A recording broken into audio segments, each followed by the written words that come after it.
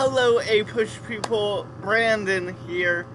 Today we are gonna have a very interesting video lecture. We are going to be talking about how the United States got involved in World War II and following that, the implication that it had on us.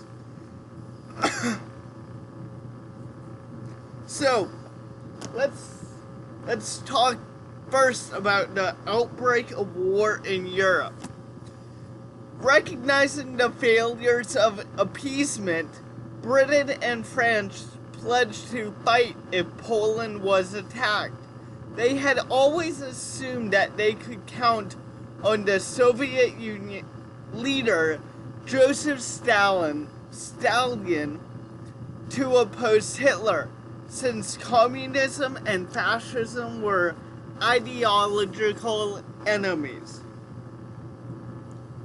The democracy were therefore shocked in August 1939 when Stalin and Hitler both signed a non-aggression pact. Secretly, the Soviet and German dictators agreed to divide Poland between them.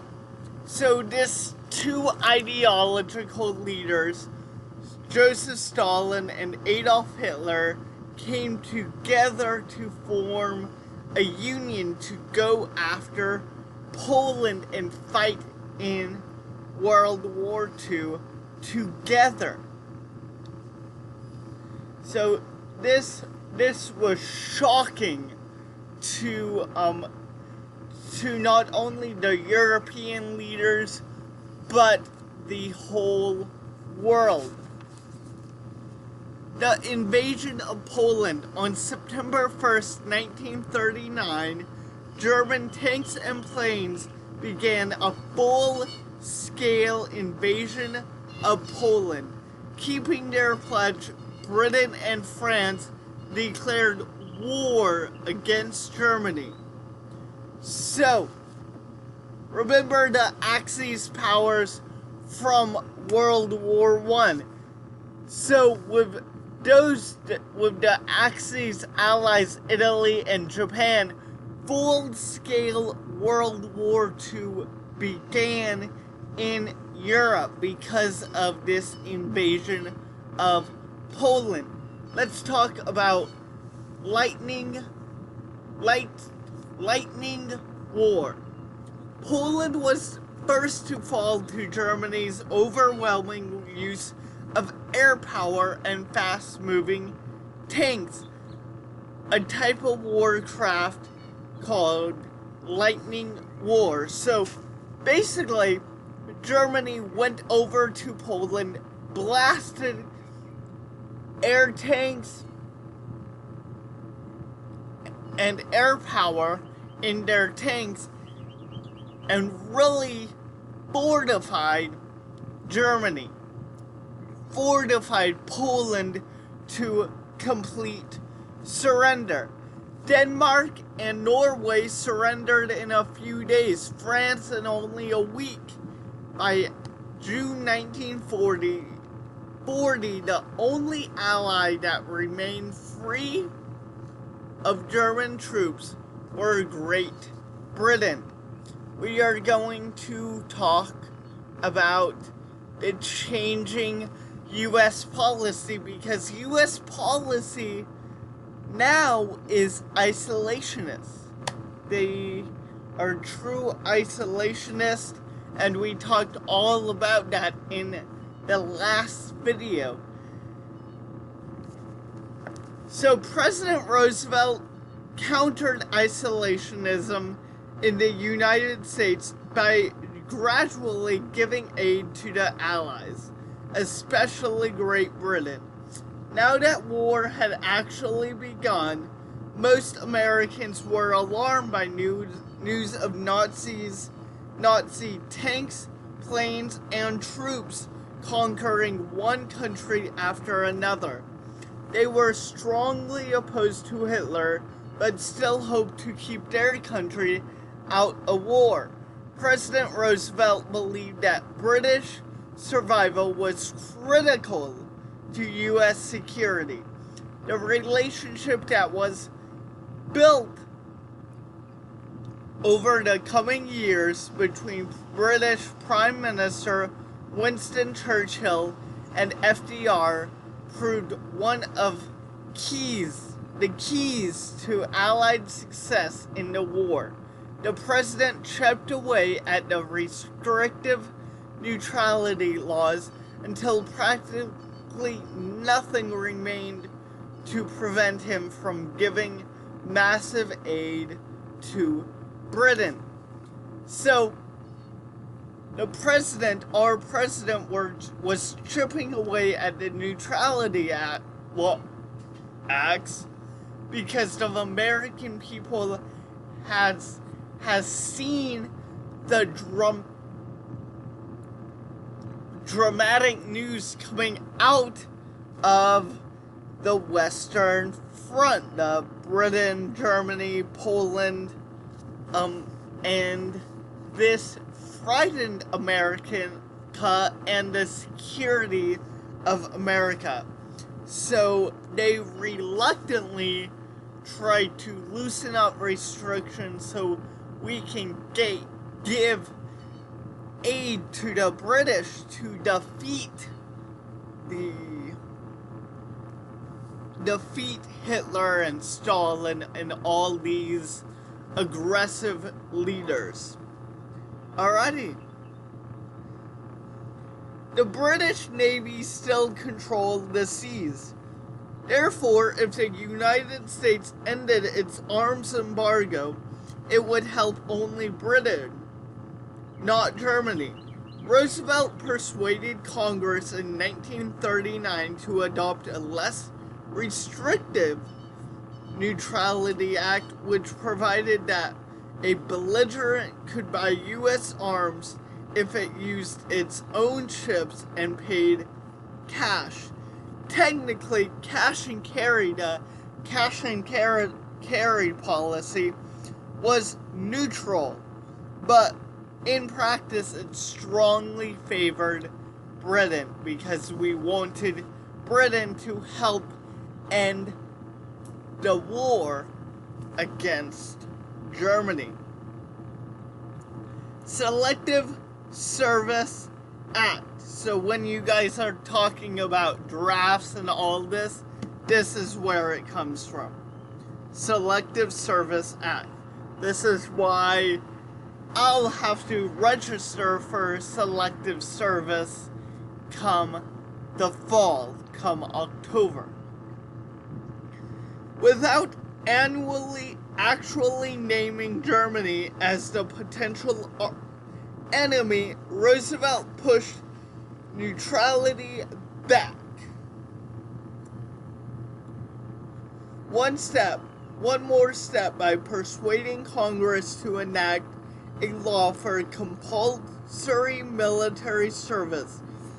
The Selective Training and Service Act of September 1940 provided for the registration of all American men between the ages of 21 and 35 for the training of 1.2 million troops in just 1 year. So remember when we laxed back the military after World War I because we thought World War I was the war to end all wars? FDR had the challenge of boosting our military back up, and he did that with the Selective Service Act. There had been a military draft in the Civil War and World War I, but only when the United States was officially at war. Isolationists strenuously opposed a peacetime draft, but they were now outnumbered as public opinion shifted away from strict neutrality. Boy, what a few years can bring. we have all this isolationist talk, and then when Americans see the news coming out of Europe and Poland and Germany, they quickly let go of their isolationist neutrality ideas. So this is one of the quickest, you could argue this period is one of the quickest ideological moves in American history. In September 1940, Britain was under constant assault by German bombing raids. German submarine attacks threatened British control of the Atlantic. Roosevelt knew that selling U.S. destroyers to the British would outrage the isolationists. He therefore clearly arranged a trade. Britain received 50 older but still serviceable U.S. destroyers and gave the United States the right to build military bases on British islands in the Caribbean. So it's a trade-off. They got older destroyers to help in the war, and United States can bolster their military on the British islands of the Caribbean. Still,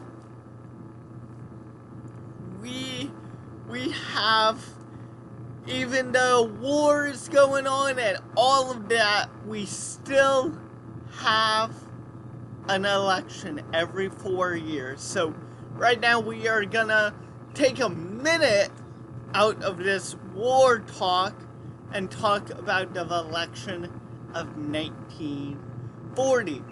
Adding to suspense over the war was uncertainty over a presidential election. By Franklin Roosevelt be the first president to break the two-term tradition and seek election to a third term. For months, the president gave an ambiguous reply, causing frenzied speculation in the press. At last, he announced that in these critical times, he would turn down the Democratic nomination if it were offered. Most Democrats were delighted to renominate their most effective, would not turn down. I'm sorry, I apologize. He would not turn down. During the campaign, Roosevelt made the rash announcement, your boys are not going to be sent into any foreign wars. So this was a pro-isolationist stance that FDR campaigned on. Your boys are not going to be sent into foreign wars. The Republicans had a number of veteran politicians who were eager to challenge the president. Instead, they chose a newcomer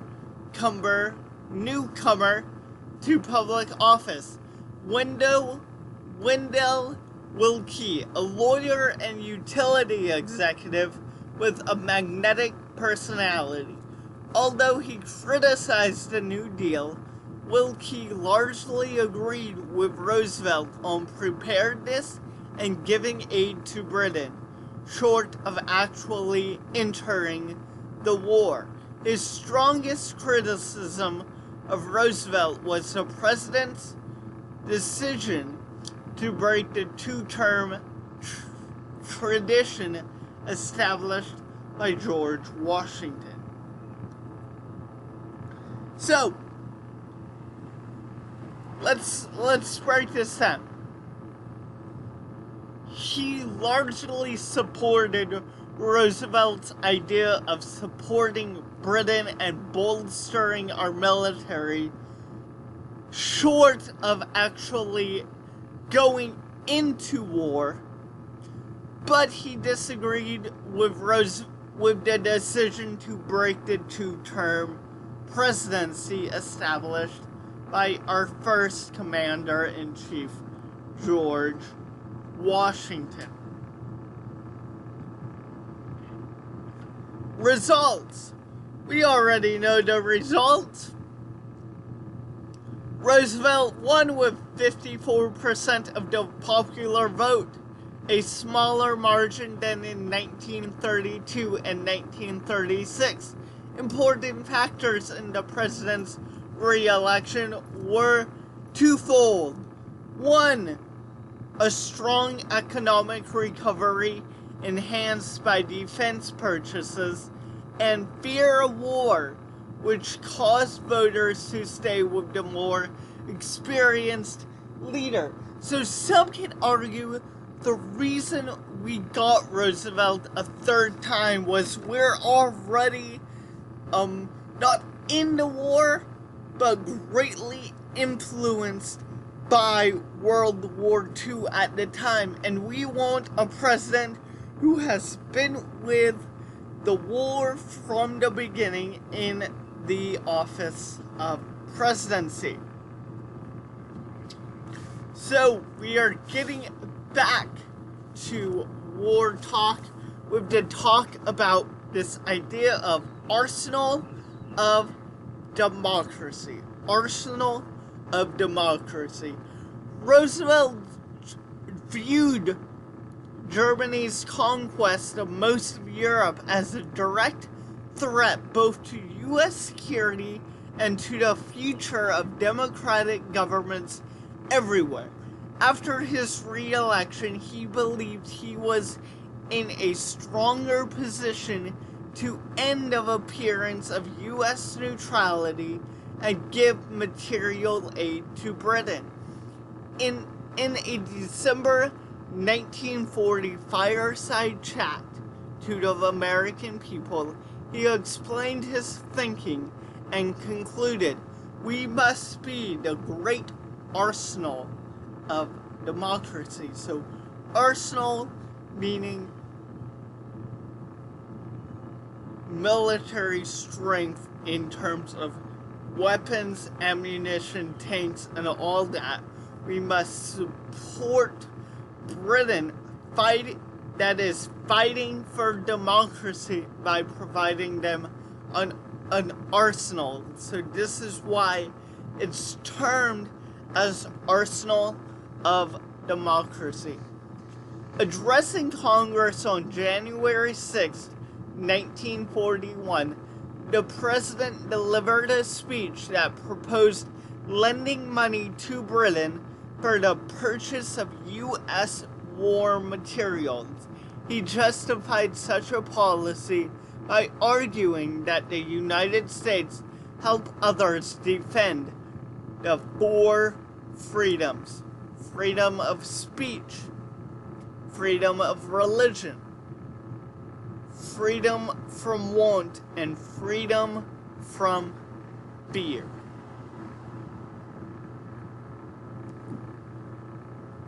Roosevelt proposed ending the cash and carry requirement of the Neutrality Act and permitting Britain to obtain all the U.S. arms it needed on credit.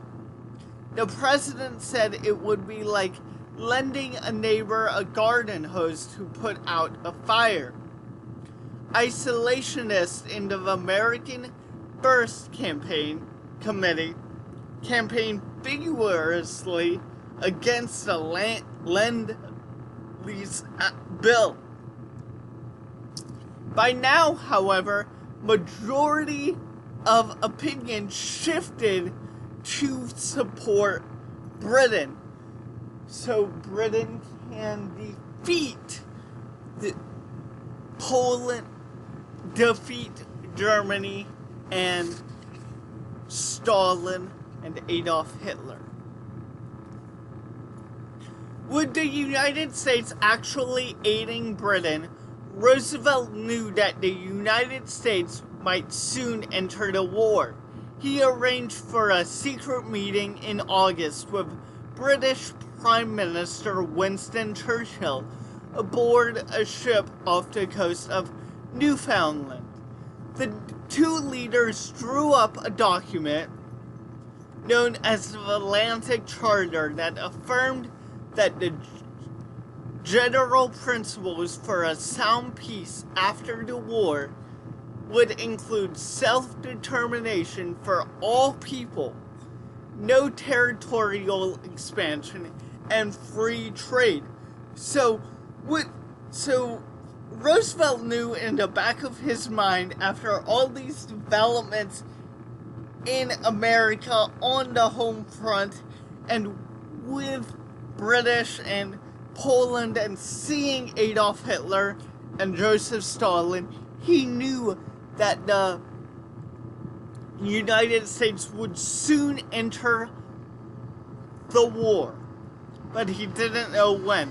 So he met with the British leader to discuss how are we gonna work together if the United States does decide to join the war effort. Shoot on-site policy. In July 1941, the president extended U.S. support for Britain even further by protecting its ships from submarine attack. He ordered that the U.S. Navy to escort British ships carrying Lend-Lease materials from U.S. shores to as far as Iceland. On September 4th, the American destroyer Greer was attacked by a German submarine it had been hunting. In response, Roosevelt ordered the Navy to attack all German ships on sight. In effect, this meant that the United States was now fighting an undeclared naval war against Germany. So, the shoot-on-sight policy gave the U.S. Navy control to shoot down any German ships it sees while escorting British ships. So this was a huge tug to the declaration of war coming later in 1941. So, we are going to talk about, we are getting closer and closer to declaring war. It's just a matter of time. Disputes with Japan. Meanwhile, though, through 1940 and 1941, U.S. relationships with Japan were becoming increasingly strained as a result of Japan's invasion of China and ambitions to extend its conquest to Southeast Asia. Beginning in 1940, Japan was allied with Germany and Italy as one of the Axis powers. Hitler's success in Europe enabled Japanese expansion into the Dutch East Indies, British Burma, and French Indochina, territories still held by European colonies. So Japan was furthering their territorial expansion, setting its sights on European colonies. U.S. economic action. When Japan joined the Axis in September 1940, Roosevelt responded by prohibiting the export of steel and scrap iron to all countries except British and the nations of the Western Hemisphere. His action was aimed at Japan, which protested that it was an unfriendly act. In July 1941, Japanese troops occupied French Indochina. Roosevelt then froze all the Japanese credits in the United States and also cut off Japanese access to vital materials, including U.S. oil. So, let's break this down. So, Roosevelt basically cut off Japanese economic streams as based off the United States providing them supplies that they relied on for years. Negotiations. Both sides realized that Japan needed oil to fuel its Navy and Air Force. If the U.S. embargo on oil did not end, Japan would likely seize the oil resources in the Dutch East Indies. At the same time, Japan's invasion of China was a blatant violation of the open door policy, to which the United States was still committed. Roosevelt and Secretary of State Cordell Hull insisted that Japan pull its troops out of China, which Japan refused to do. The Japanese ambassador to the United States tried to negotiate a change in U.S. policy regarding oil. Agreement, however, seemed most unlikely. In October, a new Japanese government, headed by General Hideki Tojo, made a final attempt at negotiating an agreement. Neither side, however, changed its position, so they were deadlocked, agreeing with negotiations between the United States and Japan. U.S. military leaders hoped to delay armed confrontation with Japan until U.S. armed forces in the Pacific were strengthened. On the other hand, believed that quick action was necessary because of its limited oil supplies. So both sides had a reason to come up with a peace agreement. So we've reached a moment we've all been waiting for. So Roosevelt knew that the U.S. would be involved in the World War II action sooner rather than later when he met with Winston Churchill of Britain. So, here's the moment Roosevelt was waiting for to finally declare war. And it's a moment in American history that we still remember to this day and has impacted all of our lives in different ways. Pearl Harbor. I'm gonna read from the textbook and give you my thoughts on Pearl Harbor. Pearl Harbor. The U.S. fleet in the Pacific was anchored at Pearl Harbor, Hawaii. On Sunday morning, December 7th, 1941, while most American sailors were still asleep in their bunks, Japanese planes from aircraft carriers flew over Pearl Harbor, bombing every ship in sight.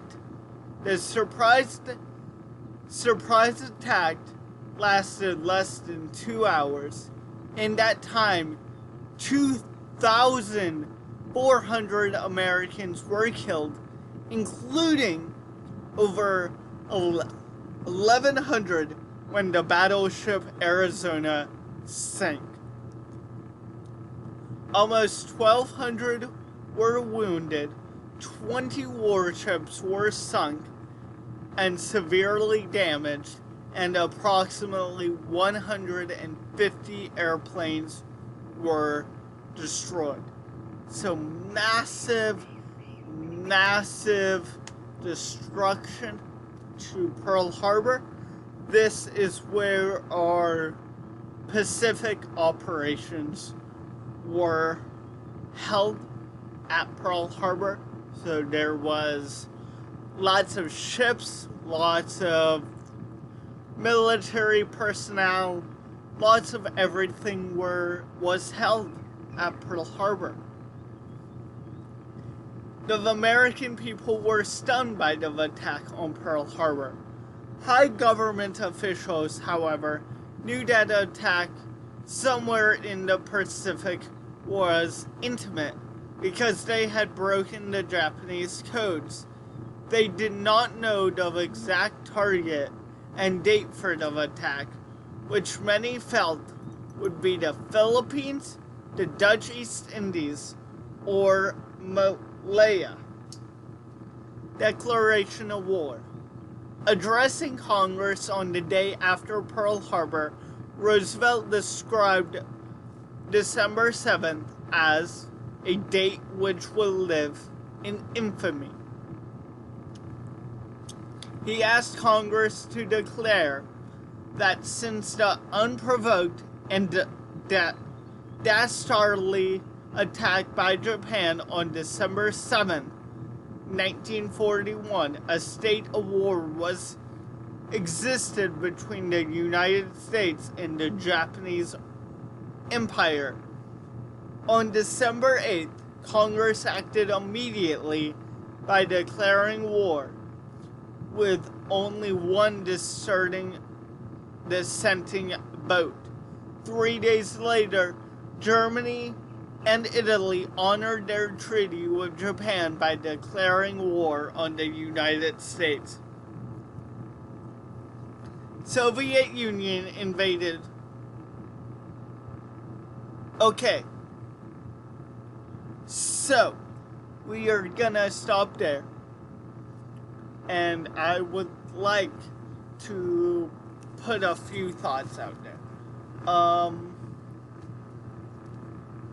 A date which will live in infamy is one of those famous American quotes that we see along with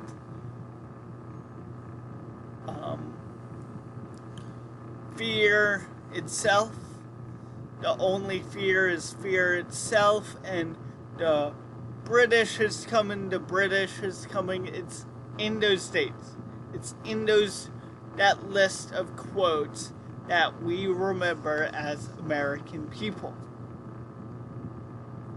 There's still survivors, not that many left, because Pearl Harbor happened in 1941, so there's not that many Pearl Harbor survivors left.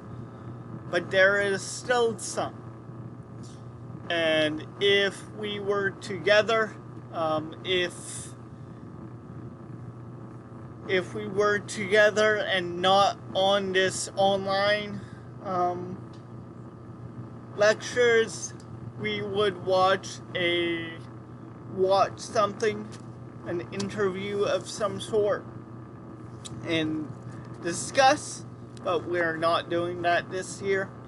But this had such a dramatic effect on U.S. lifestyle that we'll get into in the next video. But Pearl Harbor